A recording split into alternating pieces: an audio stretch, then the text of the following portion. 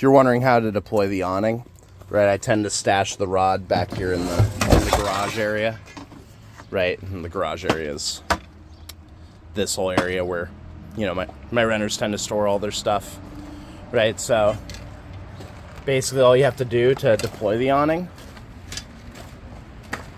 so it's a little bit high up, right? But you'll notice that there's a loop up here that you can hook with this, right? Oftentimes even I end up stepping up on the running board a little bit in order to be able to hook it, right? Once you get it hooked,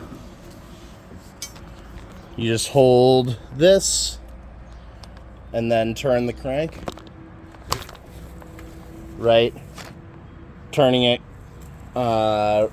this way, and you'll notice it starts to deploy, right? And then when you want to put it back in, same deal. Just rotate it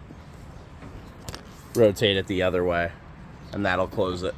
Of course, make sure that this is fully closed in before you drive the van.